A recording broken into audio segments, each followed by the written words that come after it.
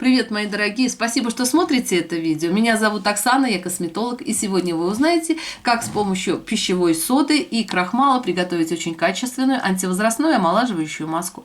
Маска уплотняет тургор кожи, улучшает оттенок лица. Также в момент смывания кожа получит шлифующее воздействие. Маска с увлажняющим питательным эффектом подходит для всех типов кожи. Также маску можно нанести на шею, на кожу зоны декольте.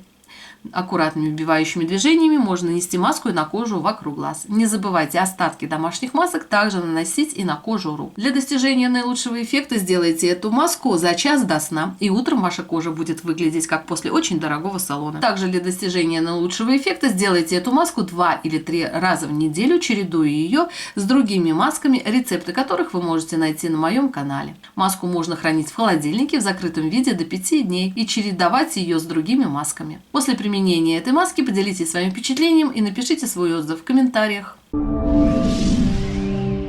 Давайте приступим. Для сегодняшней маски нам понадобятся простые доступные ингредиенты. Основные его компоненты – это сода и крахмал. Возьмите половину чайной ложки соды. Сода отлично шлифует поверхность кожи, хорошо смягчает кожу, убирает даже самые глубокие морщины. Сода часто используется в домашнем уходе, и я рекомендую содовые маски делать регулярно. Половина чайной ложки соды. Добавьте также половину чайной ложки крахмала. Крахмал вы можете использовать как кукурузный, так и картофельный. Если у вас есть и кукурузный, и картофельный крахмал, то предпочтение отдавайте кукурузному крахмалу. Крахмал уплотняет кожу, улучшает тургор кожи, делает кожу упругой, плотной. Половина чайной ложки для сегодняшней маски будет достаточно. Следующий ингредиент для этой маски нам понадобится касторовое масло. Касторовое масло также уплотняет кожу, хорошо взаимодействует с предыдущими ингредиентами. Для сегодняшней маски нам понадобится 1 чайная ложка касторового масла. Соблюдайте не только рецептуру приготовления домашних масок, но и порядок добавления компонентов. От этого будет зависеть качество маски и тот эффект, который она окажет на вашу кожу. Тщательно вбейте касторовое масло в предыдущие ингредиенты, так чтобы получилась однородная приятная консистенция. В момент приготовления домашних масок не торопитесь, тщательно взбивайте ингредиенты. От этого также будет зависеть качество маски и тот эффект, который она окажет на вашу кожу.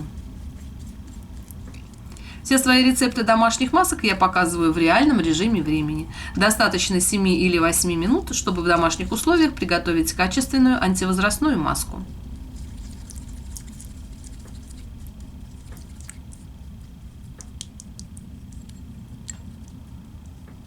На этом этапе маска должна иметь вот такую приятную консистенцию.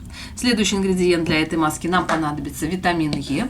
Витамин Е – это витамин молодости и красоты, дает очень хороший омолаживающий эффект. Не забывайте витамин Е также принимать и вовнутрь. Витамин Е улучшает состояние волос, ногтей и кожи. Для приема вовнутрь я применяю витамин Е в капсулах. Для приготовления домашних масок я использую обычный масляный состав. Если у вас витамин Е в капсулах, то возьмите 1 капсулу. Если вы используете масляный состав, то достаточно 10 капель.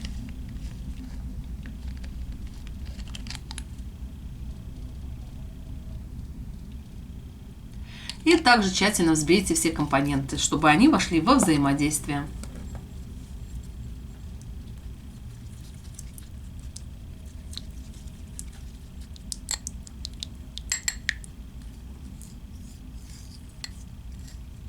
Следующий компонент для сегодняшней маски нам понадобится глицерин. Глицерин – это маслянистая, прозрачная, бесцветная жидкость со слегка сладковатым вкусом, не имеющая запаха. Глицерин отлично увлажняет кожу. Наилучший увлажняющий компонент, который вы можете использовать в домашних условиях, это глицерин. Нам понадобится также 10 капель глицерина.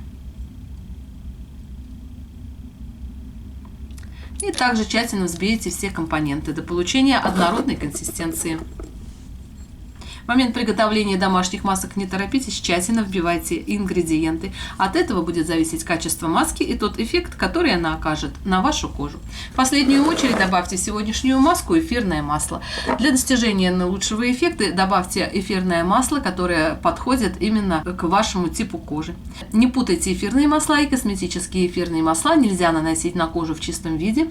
Добавляйте их в домашние маски, кремы, либо используйте сочетание с базовыми маслами. маслами. В качестве базовых масел возьмите любое косметическое масло или масло оливковое или подсолнечное. Для сегодняшней маски я использую масло герани с успокаивающим эффектом. Возьмите также 1 каплю. Тщательно взбейте все компоненты до получения приятной консистенции.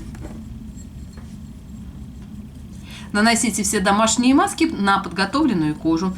Перед нанесением сделайте кислотную скатку. Возьмите 3 или 4 таблетки ацетилсалициловой кислоты, размочите их водой комнатной температуры, нанесите на умытую влажную кожу лица, кожу шеи, кожу зоны декольте.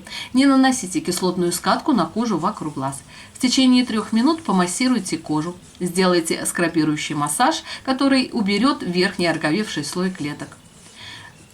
Затем оставьте кислотную скатку еще на 2 минуты и смойте ее водой комнатной температуры. Не наносите кислотную скатку на кожу вокруг глаз.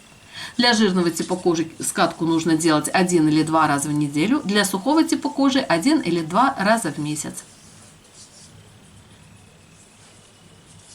Ацетилсалициловую кислоту растворяйте непосредственно перед применением.